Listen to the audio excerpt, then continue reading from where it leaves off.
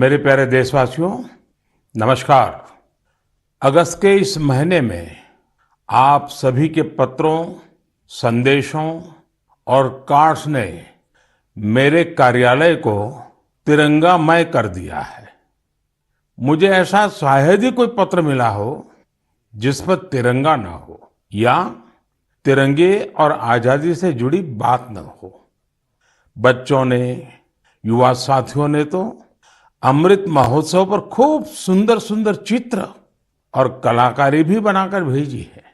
आजादी के इस महीने में हमारे पूरे देश में हर शहर, हर गांव में अमृत महोत्सव की अमृत धारा बह रही है। अमृत महोत्सव और स्वतंत्रता दिवस के इस विशेष अवसर पर हमने देश की सामूहिक शक्ति के दर्शन किए हैं। एक चेतना की अनुभूति हुई है। इतना बड़ा देश, इतनी विविधताएं, लेकिन जब बात तिरंगा फहराने की आई तो हर कोई एक ही भावना में बहता दिखाई दिया। तिरंगे के गौरव के प्रथम प्रहरी बनकर लोग खुद आगे आए। हमने स्वच्छता अभियान और वैक्सीनेशन अभियान में भी देश की स्पिरिट को देखा था। अमृत महोत्सव में हमें फिर देशभक्ति का वैसा ही जज्बा देखने को मिल रहा है। हमारे सैनिकों ने ऊंची ऊंची पहाड़ की चोटियों पर, देश की सीमाओं पर और बीच समंदर में तिरंगा फहराया। लोगों ने तिरंगा अभियान के लिए अलग अलग इनोवेटिव आइडियाज भी निकाले, जैसे युवा साथी कृष्णिल अनिल जी ने। अनिल जी एक पजल आर्टिस्ट हैं और उन्होंने रिकॉर्ड समय में खूबसूरत तिरंगा मोज़ेक आर्ट तैयार की है। कर्नाटका के कोलार में लोगों ने 630 फीट लंबा और 205 फीट चौड़ा तिरंगा पकड़कर अनूठा दृश्य प्रस्तुत किया। असम में सरकारी कर्मियों ने दिधाली पुखरी वार मेमोरियल में तिरंगा फहराने के लिए अपने हाथों से 20 फीट का तिरंगा बनाया। इसी तरह इंदौर में लोगों ने ह्यूमन चेन के जरिए भारत का नक्शा बनाया। चंडीगढ़ में युवाओं ने विशाल ह्यूमन तिरंगा बनाया। ये दोनों ही प्रयास ग्रीनिच रिकॉर्ड में भी दर्ज किए गए हैं। इस सब के बीच हिमाचल प्रदेश की गंगोट पंचायत से एक बड़ा प्रेरणादायी उदाहरण भी देखने को मिला।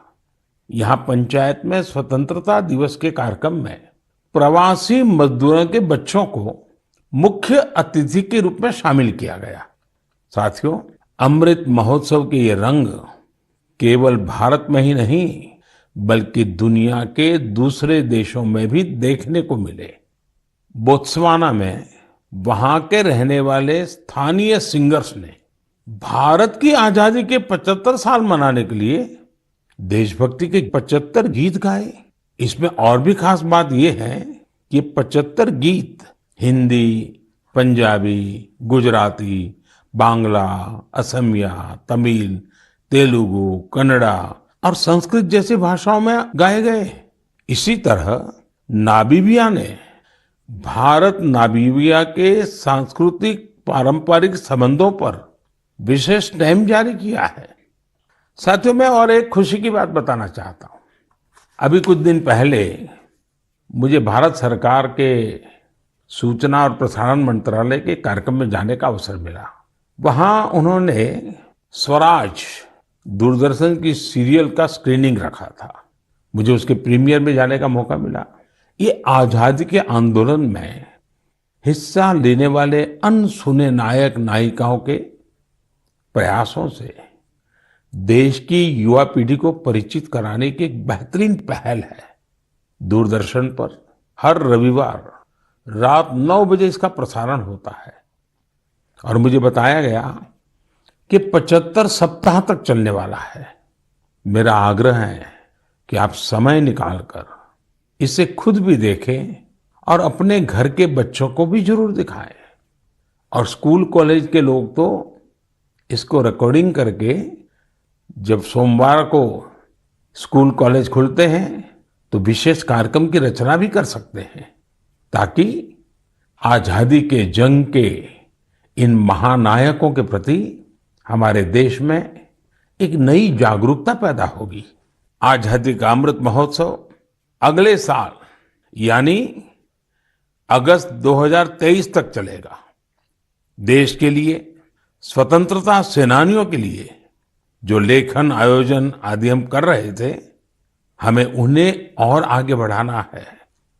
मेरे प्यारे देशवासियों, हमारे पूर्वजों का ज्ञान, हमारे पूर्वजों की दीर्घ दृष्टि और हमारे पूर्वजों का एकात्म चिंतन आज भी कितना महत्वपूर्ण है। जब उसकी गहराई में जाते हैं तो हम आश्चर्य से भर जाते हैं। हजारों साल पुराना हमारा ऋग्वेद में कहा गया है, ओमान मापो मानुषी अमृतम धात तोकाय तनयाय संयो यूयम हिष्ठा भीषजो मातृ तमा विश्वस्य स्थातु जगतो जनित्री ही। अर्थात हे जल, आप मानवता के परम मित्र हैं, आप जीवनदायिनी हैं, आपसे ही अन्न उत्पन्न होता है और आपसे ही हमारी संतानों का हित होता है। आप हमें सुरक्षा प्रदान करने वाले हैं और सभी बुराइयों से दूर रखते हैं। आप सबसे उत्तम औषधि हैं और आप ही इस ब्रह्मांड के पालनहार हैं। सोचिए, हमारी संस्कृति में हजारों वर्ष पहले जल और जल संरक्षण का महत्व समझाया गया है। जब ये ज्ञान हम आज के संदर्भ में देखते हैं तो रोमांचित हो उठते हैं, लेकिन जब इसी ज्ञान को देश अपने सामर्थ्य के रूप में स्वीकारता है तो उनकी ताकत अनेक गुना बढ़ जाती है। आपको याद होगा, मन की बात में ही 4 महीने पहले मैंने अमृत सरोवर की बात की थी। उसके बाद अलग अलग जिलों में स्थानीय प्रशासन जुटा, स्वयंसेवी संस्थाएं जुटी और स्थानीय लोग जुटे। देखते ही देखते अमृत सरोवर का निर्माण एक जन आंदोलन बन गया है। जब देश के लिए कुछ करने की भावना हो, अपने कर्तव्यों का एहसास हो, आने वाली पीढ़ियों की चिंता हो, तो सामर्थ्य भी जुड़ता है और संकल्प नेक बन जाता है। मुझे तेलंगाना के वारंगल के एक शानदार प्रयास की जानकारी मिली है। यहाँ एक नई ग्राम पंचायत का गठन हुआ है जिसका नाम है मंगत्या वाल्या थांडा। यह गांव फॉरेस्ट एरिया के करीब है। यहाँ के गांव के पास ही एक ऐसा स्थान था जहाँ मानसून के दौरान काफी पानी इकट्ठा हो जाता था। गांव वालों की पहल पर अब इस स्थान को अमृत सरोवर अभियान के तहत विकसित किया जा रहा है। इस बार मानसून के दौरान हुई बारिश में ये सरोवर पानी से लबालब भर गया है। मैं मध्य प्रदेश के मंडला में मोचा ग्राम पंचायत में बने अमृत सरोवर के बारे में भी आपको बताना चाहता हूं। ये अमृत सरोवर कान्हा राष्ट्रीय उद्यान के पास बना है और इसे इस इलाके की सुंदरता को और बढ़ा दिया है। उत्तर प्रदेश के ललितपुर में नवनिर्मित शहीद भगत सिंह अमृत सरोवर भी लोगों को काफी आकर्षित कर रहा है। यहाँ की निवारी ग्राम पंचायत में बना यह सरोवर 4 एकड़ में फैला हुआ है।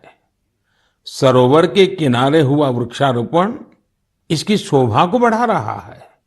सरोवर के पास लगे 35 फीट ऊंचे तिरंगे को देखने के लिए भी दूर दूर से लोग आ रहे हैं। अमृत सरोवर का यह अभियान कर्नाटका में भी जोरों पर चल रहा है। यहाँ के बागलकोट जिले के बिलकेरूर गांव में लोगों ने बहुत सुंदर अमृत सरोवर बनाया है। दरअसल इस क्षेत्र में पहाड़ से निकले पानी की वजह से लोगों को बहुत मुश्किल होती थी। किसानों और उनकी फसलों को भी नुकसान पहुंचता था। अमृत सरोवर बनाने के लिए गांव के लोग सारा पानी चैनलाइज करके एक तरफ ले आए। इससे इलाके में बाढ़ की समस्या भी दूर हो गई। अमृत सरोवर अभियान हमारी आज की अनेक समस्याओं का समाधान तो करता ही है, हमारी आने वाली पीढ़ियों के लिए भी उतना ही आवश्यक है। इस अभियान के तहत कई जगहों पर पुराने जलाशयों का भी कायाकल्प किया जा रहा है।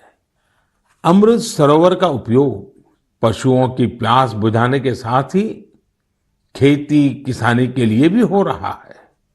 इन तालाबों की वजह से आसपास के क्षेत्रों का ग्राउंड वाटर टेबल बढ़ा है, वहीं इनके चारों ओर हरियाली भी बढ़ रही है। इतना ही नहीं, कई जगह लोग अमृत सरोवर में मछली पालन की तैयारियों में भी जुटे हैं। मेरा आप सभी से और खासकर मेरे युवा साथियों से आग्रह है कि आप अमृत सरोवर अभियान में बढ़ चढ़ करके हिस्सा लें और जल संचय और जल संरक्षण के इन प्रयासों को पूरी से पूरी ताकत दें, उसको आगे बढ़ाएं। मेरे प्यारे देशवासियों, असम के बोंगाई गांव में एक दिलचस्प परियोजना चलाई जा रही है, प्रोजेक्ट संपूर्णा। इस प्रोजेक्ट का मकसद है कुपोषण के खिलाफ लड़ाई, और इस लड़ाई का तरीका भी बहुत यूनिक है।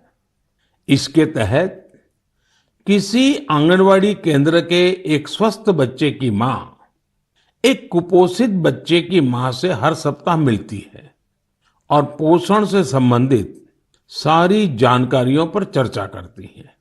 यानी एक मां दूसरी मां की मित्र बन उसकी मदद करती है, उसे सीख देती है। इस प्रोजेक्ट की मदद से इस क्षेत्र में एक साल में 90% से ज्यादा बच्चों में कुपोषण दूर हुआ है। आप कल्पना कर सकते हैं, क्या कुपोषण दूर करने में गीत संगीत और भजन का भी इस्तेमाल हो सकता है? मध्य प्रदेश के दतिया जिले में मेरा बच्चा अभियान, इस मेरा बच्चा अभियान में इसका सफलतापूर्वक प्रयोग किया गया। इसके तहत जिले में भजन कीर्तन आयोजित हुए, जिसमें पोषण गुरु कहलाने वाले शिक्षकों को बुलाया गया। एक मटका कार्यक्रम भी हुआ। इसमें महिलाएं आंगनवाड़ी केंद्र के लिए मुट्ठी भर अनाज लेकर आती हैं और इसी अनाज से शनिवार को बाल भोज का आयोजन होता है।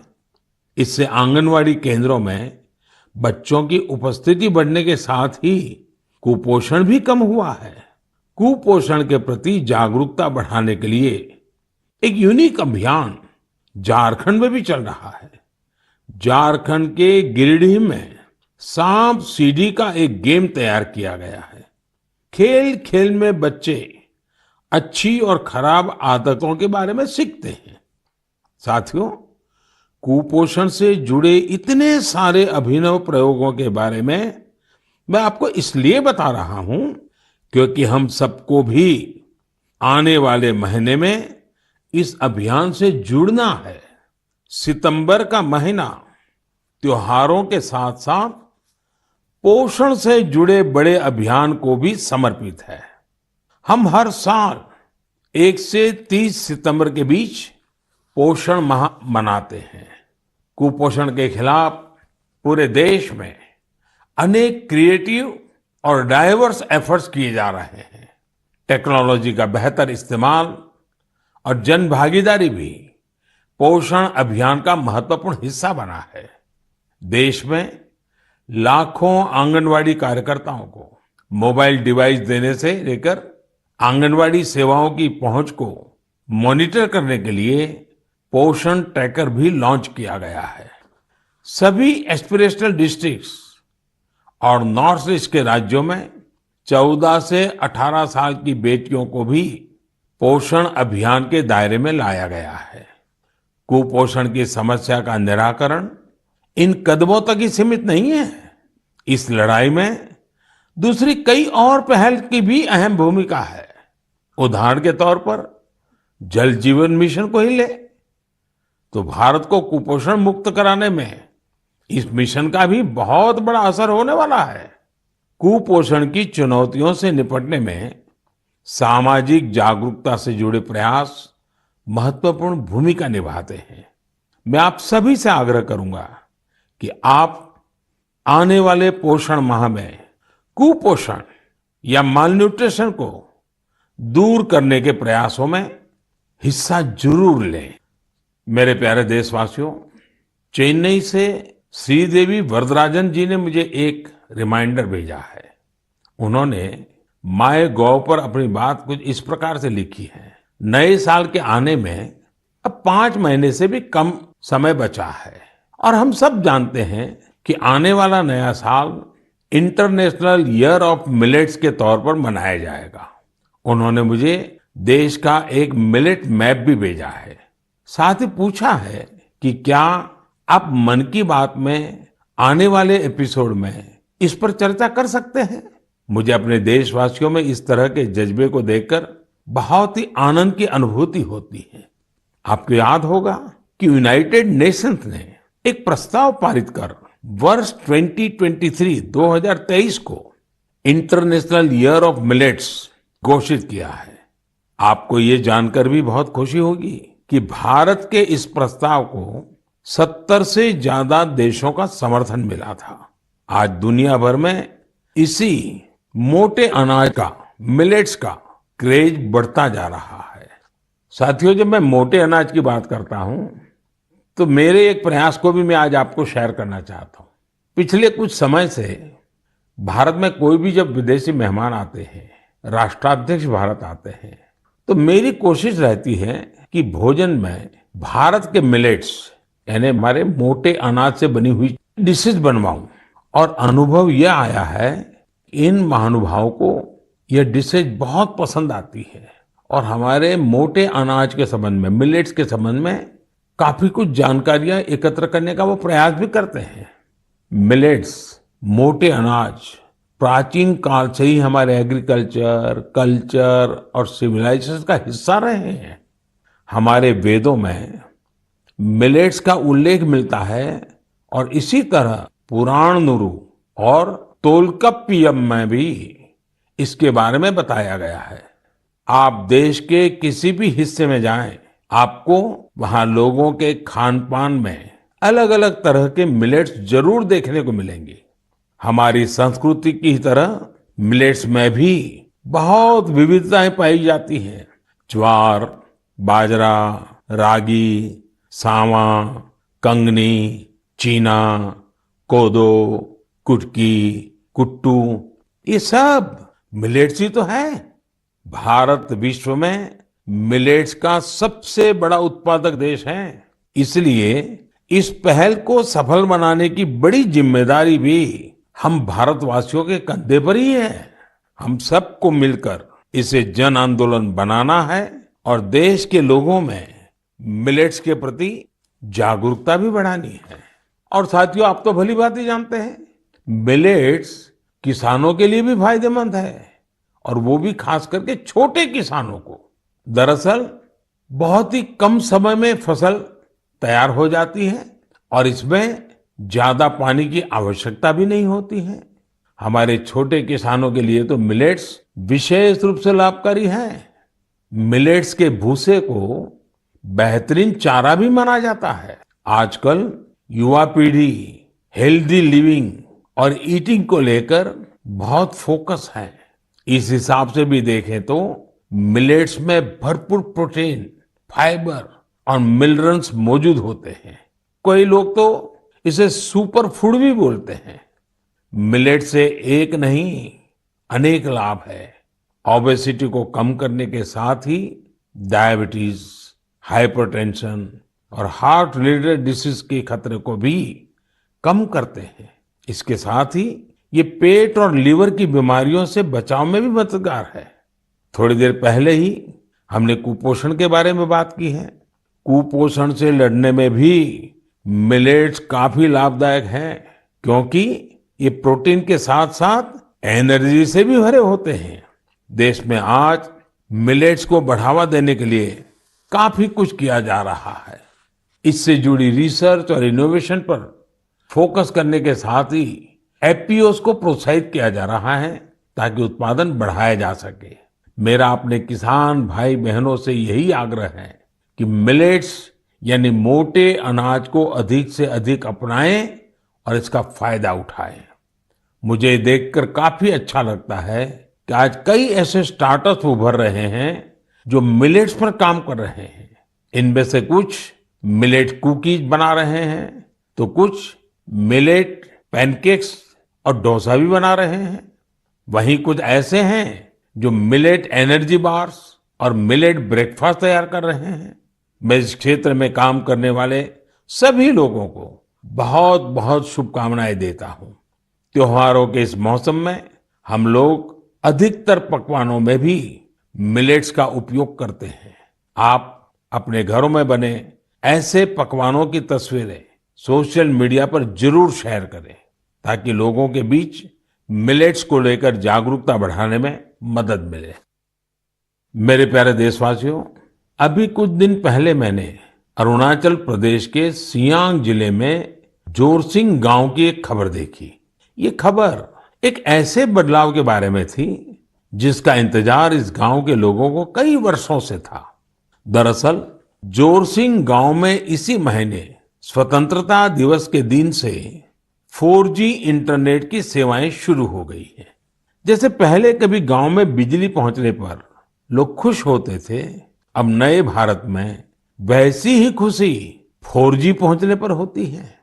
अरुणाचल और नॉर्थ ईस्ट के दूर सुदूर इलाकों में 4G के तौर पर एक नया सूर्योदय हुआ है। इंटरनेट कनेक्टिविटी एक नया सवेरा लेकर आई है। जो सुविधाएं कभी सिर्फ बड़े शहरों में होती थी, वो डिजिटल इंडिया ने गांव-गांव में पहुंचा दी है। इस वजह से देश में नए डिजिटल एंटरप्रेन्योर पैदा हो रहे हैं। राजस्थान के अजमेर जिले के सेठा सिंह रावत जी दर्जी ऑनलाइन ई स्टोर चलाते हैं। आप सोचेंगे ये क्या काम हुआ? दर्जी ऑनलाइन, दरअसल सेठा सिंह रावत कोविड के पहले टेलरिंग का काम करते थे। कोविड आया तो रावत जी ने इस चुनौती को मुश्किल नहीं बल्कि अवसर के रूप में लिया। उन्होंने कॉमन सर्विस सेंटर यानी CSC ई स्टोर ज्वाइन किया और ऑनलाइन कामकाज शुरू किया। उन्होंने देखा कि ग्राहक बड़ी संख्या में मास्क का ऑर्डर दे रहे हैं। उन्होंने कुछ महिलाओं को काम पर रखा और मास्क बनवाने लगे।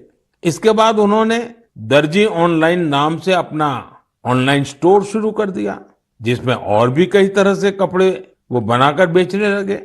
आज डिजिटल इंडिया की ताकत से सेठा सिंह जी का काम इतना बढ़ चुका है कि अब उन्हें पूरे देश से ऑर्डर मिलते हैं। सैकड़ों महिलाओं को उन्होंने अपने यहाँ रोजगार दे रखा है। डिजिटल इंडिया ने यूपी के उन्नाव में रहने वाले ओम प्रकाश सिंह जी को भी डिजिटल एंटरप्रेन्योर बना दिया है। उन्होंने अपने गांव में 1000 से ज्यादा ब्रॉडबैंड कनेक्शन स्थापित किए हैं। ओम प्रकाश जी ने अपने कॉमन सर्विस सेंटर के आसपास निशुल्क वाईफाई जोन का भी निर्माण किया है, जिससे जरूरतमंद लोगों की बहुत मदद हो रही है। ओम प्रकाश जी का काम अब इतना बढ़ गया है कि उन्होंने 20 से ज्यादा लोगों को नौकरी पर रख लिया है। ये लोग गांवों के स्कूल, अस्पताल, तहसील ऑफिस और आंगनवाड़ी केंद्रों तक ब्रॉडबैंड कनेक्शन पहुंचा रहे हैं और इसे रोजगार भी प्राप्त कर रहे हैं। कॉमन सर्विस सेंटर की तरह ही गवर्नमेंट ई मार्केट प्लेस यानी जेम पोर्टल पर भी ऐसी कितनी सक्सेस स्टोरी देखने को मिल रही है। साथियों, मुझे गांवों से ऐसे कितने ही संदेश मिलते हैं जो इंटरनेट की वजह से आए बदलावों को मुझसे साझा करते हैं। इंटरनेट ने हमारे युवा साथियों की पढ़ाई और सीखने के तरीकों को ही बदल दिया है। जैसे कि यूपी की गुड़िया सी जब उन्नाव के अमोइया गांव में अपनी ससुराल आई तो उन्हें अपनी पढ़ाई की चिंता हुई, लेकिन भारत नेट ने उनकी इस चिंता का समाधान कर दिया। गुड़िया ने इंटरनेट के जरिए अपनी पढ़ाई को आगे बढ़ाया और अपना ग्रेजुएशन भी पूरा किया। गांव गांव में ऐसे कितने ही जीवन डिजिटल इंडिया अभियान से नई शक्ति पा रहे हैं। आप मुझे गांवों के डिजिटल एंटरप्रेन्योर के बारे में ज्यादा से ज्यादा लिख करके भेजें और उनकी सक्सेस स्टोरीज को सोशल मीडिया पर भी जरूर साझा करें। मेरे प्यारे देशवासियों, कुछ समय पहले मुझे हिमाचल प्रदेश से मन की बात के एक श्रोता रमेश जी का पत्र मिला। रमेश जी ने अपने पत्र में पहाड़ों की कई खूबियों का जिक्र किया है। उन्होंने लिखा कि पहाड़ों पर बस्तियां भले ही दूर दूर बसती हो, लेकिन लोगों के दिल एक दूसरे के बहुत नजदीक होते हैं। वाकई पहाड़ों पर रहने वाले लोगों के जीवन से हम बहुत कुछ सीख सकते हैं। पहाड़ों की जीवन शैली और संस्कृति से हमें पहला पाठ तो यही मिलता है कि हम परिस्थितियों के दबाव में न आए तो आसानी से उन पर विजय भी प्राप्त कर सकते हैं। और दूसरा, हम कैसे स्थानीय संसाधनों से आत्मनिर्भर बन सकते हैं। जिस पहली सीख का जिक्र मैंने किया, उसका एक सुंदर चित्र इन दिनों स्पीति क्षेत्र में देखने को मिल रहा है। स्पीति एक जनजातीय क्षेत्र है।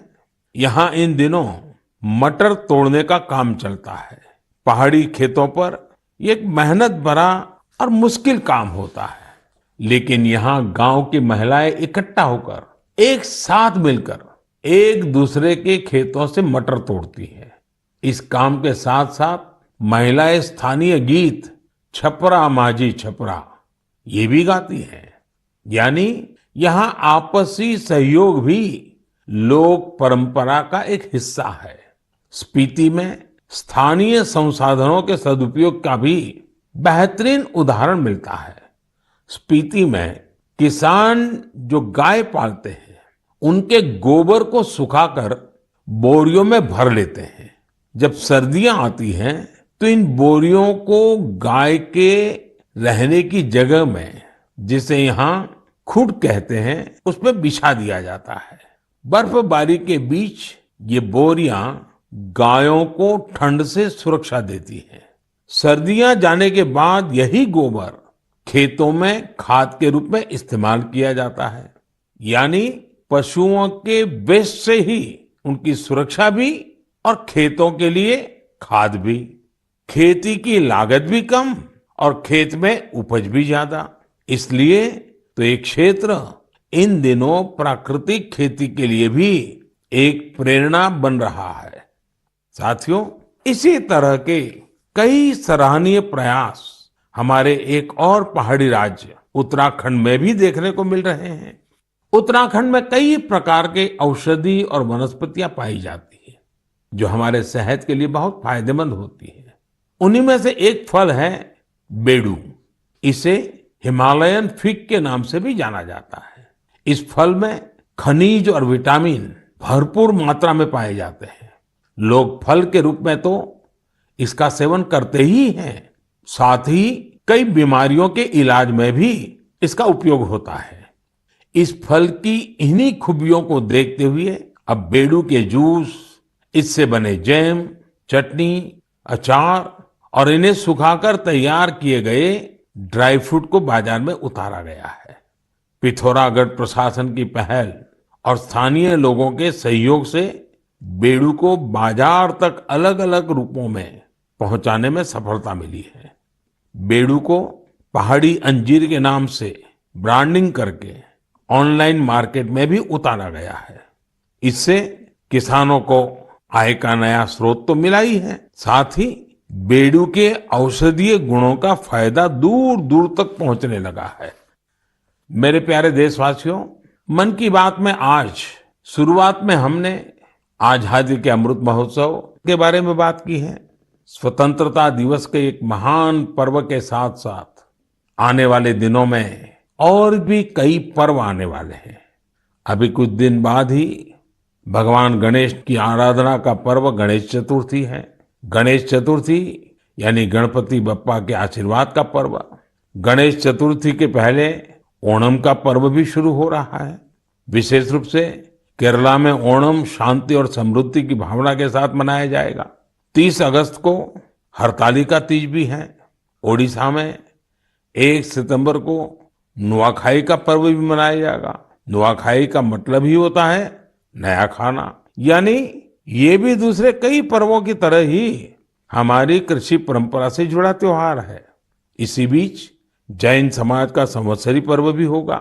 हमारे ये सभी पर्व हमारी सांस्कृतिक समृद्धि और जीवंतता के पर्याय हैं। मैं आप सभी को इन त्योहारों और विशेष अवसरों के लिए शुभकामनाएं देता हूं। इन पर्वों के साथ साथ कल 29 अगस्त को मेजर ध्यानचंद जी की जन्म जयंती पर राष्ट्रीय खेल दिवस भी मनाया जाएगा। हमारे युवा खिलाड़ी वैश्विक मंचों पर हमारे तिरंगे की शान बढ़ाते रहें, यही हमारी ध्यानचंद जी के प्रति श्रद्धांजलि होगी।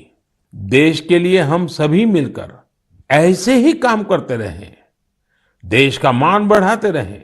इसी कामना के साथ मैं अपनी बात समाप्त करता हूं। अगले माह एक बार फिर आपसे मन की बात होगी।